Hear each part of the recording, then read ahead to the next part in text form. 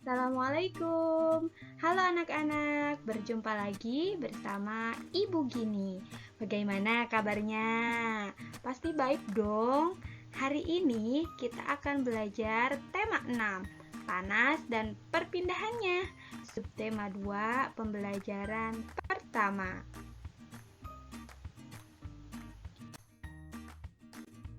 Sebelum memulai pembelajaran, Ibu akan memperkenalkan terlebih dahulu. Ada Siti. Halo Siti. Dan ada Bagas. Halo Bagas. Mereka berdua berencana untuk pulang bersama dan membantu ibunya memasak. Sesampainya di rumah, Siti dan Bagas segera pergi ke dapur untuk membantu ibunya memasak. Nah, coba perhatikan. Ketika mereka memasak, menurutmu sumber panas apa sih yang digunakan? Ya, betul sekali. Sumber panas yang digunakan ketika memasak itu adalah api.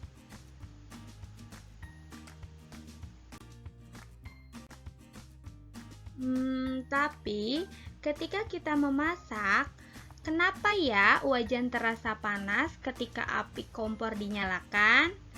Ada yang tahu? Ternyata karena adanya perpindahan panas dari api menuju ke wajan. Perpindahan panas itulah yang disebut sebagai kalor. Kenapa ya kalor harus berpindah? Ternyata kalor itu berpindah dari benda yang memiliki suhu lebih tinggi ke benda yang memiliki suhu yang lebih rendah. Perpindahan kalor dapat melalui beberapa cara.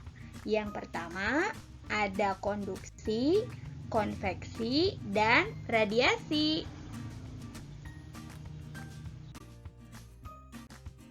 Perpindahan kalor secara konduksi. Konduksi adalah peristiwa perpindahan kalor melalui zat perantara tanpa disertai perpindahan zat perantara. Pada umumnya, perpindahan panas tersebut menggunakan benda padat berbahan logam untuk zat perantaranya.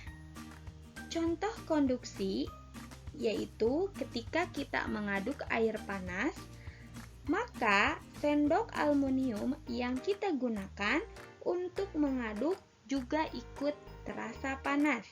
Nah, inilah yang menunjukkan bahwa kalor dapat berpindah dari air panas ke ujung sendok aluminium yang kita pegang.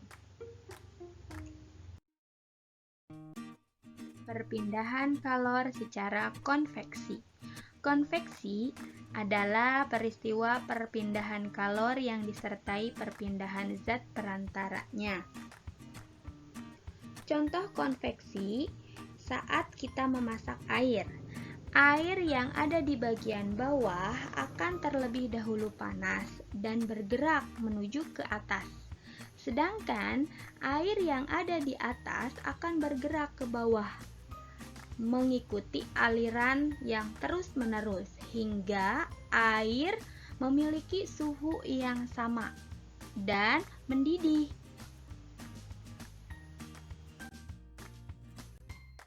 Perpindahan kalor secara radiasi. Radiasi adalah peristiwa perpindahan kalor tanpa memerlukan zat perantara. Contohnya, ketika kita menghangatkan tubuh di dekat api unggun.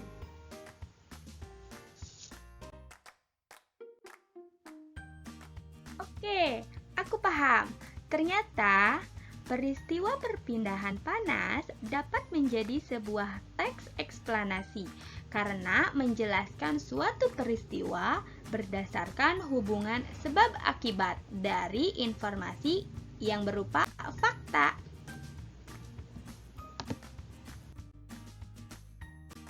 Teks eksplanasi memiliki bagian-bagian tersendiri Yang pertama, memiliki pernyataan umum atau penjelasan umum mengenai suatu topik dan peristiwa. Yang kedua, ada deret penjelas, yaitu penjelasan mengenai hubungan sebab akibat dari topik utama. Dan yang terakhir ada interpretasi atau kesimpulan dari deret penjelas.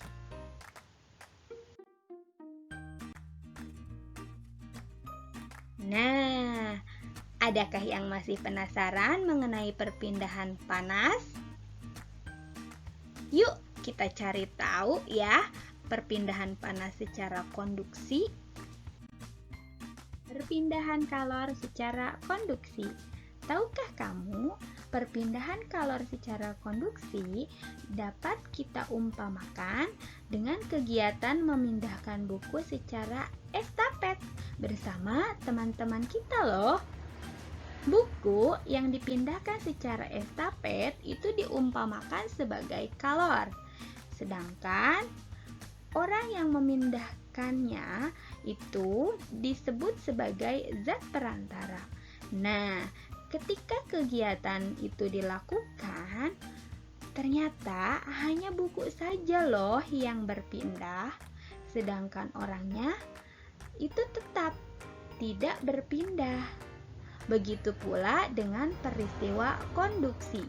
Hanya kalor yang berpindah, zat perantaranya tetap.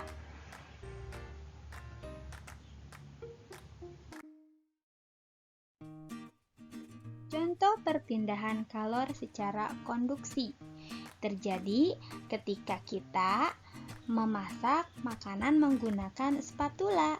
Maka spatula yang kita gunakan untuk memasak juga ikut panas. Hal inilah yang menunjukkan kalor berpindah dari makanan yang sedang kita masak menuju ke ujung spatula yang kita pegang. Kemudian, peristiwa konduksi juga dapat dijumpai ketika kita mengaduk air panas. Maka, sendok aluminium yang kita gunakan untuk mengaduk juga ikut panas. Hal inilah yang menunjukkan bahwa kalor berpindah dari air panas menuju ke ujung sendok aluminium yang kita pegang. Berdasarkan beberapa contoh kalor secara konduksi ini, maka dapat disimpulkan bahwa perpindahan kalor secara konduksi ternyata mudah ditemukan dalam kehidupan sehari-hari.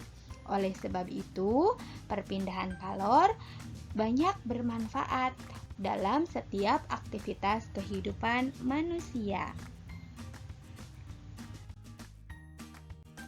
Sekian penjelasan dari Ibu.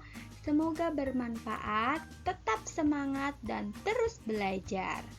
Thanks for watching. Wassalamualaikum warahmatullahi wabarakatuh.